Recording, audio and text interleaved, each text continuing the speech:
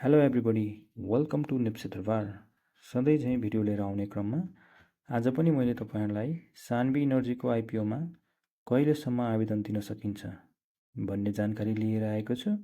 आउनुहोस् ढिलो नगरिकन भिडियोलाई सुरु गरौँ। सान्वी इनर्जी लिमिटेडले वैशाख 5 गतेदेखि आयोजना प्रभावित स्थानीय र वैदेशिक रोजगारमा रहेका नेपालीहरूलाई आइपिओ बिक्री खुल्ला गरिरहेको छ। कम्पनीले जारी पुँजी 88 करोड रुपैयाँको 10% हुने 8 करोड 80 लाख रुपैयाँ बराबरको आइपिओ आयोजना प्रभावित स्थानीयहरूलाई बिक्री खुल्ला गरेको हो। अर्थात् स्थानीयले प्रतिकिता रु 100 का दरले 8,80,000 किताका लागि आवेदन दिन सक्नेछन्।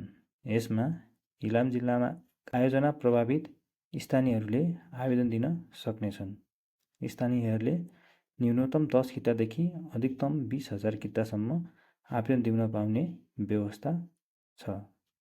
छिटोमा वैशाख 19 गते र उक्त अवधिमा सबै सेयर बिक्री नभए ढिलोमा जेठ 3 गतेसम्म आवेदन दिन मिल्नेछ।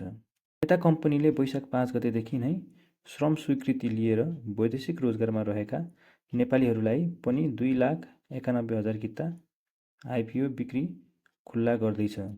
यसमा पनि प्रतिकिता 100 रुपैयाँको दरले न्यूनतम 20 कितादेखि अधिकतम 20,000 कितासम्म आवेदन दिन सकिनेछ। वैदेशिक रोजगारमा रहेका नेपालीहरूका लागि भने वैशाख 19 गते बिक्री बन्द गरिने कम्पनीले जनाएको छ। केयर रेटिङ नेपालले सान्वी इनर्जीलाई CARE NP BB+ square rating प्रदान गरेको छ। यसले कम्पनीको समयमै दायित्व वहन गर्ने क्षमतामा औसत जोखिम रहेको सङ्केत गर्दछ। यस्तै जानकारीमूलक भिडियो लिएर आउनेछु। किप वाचिङ नेप्से दरबार।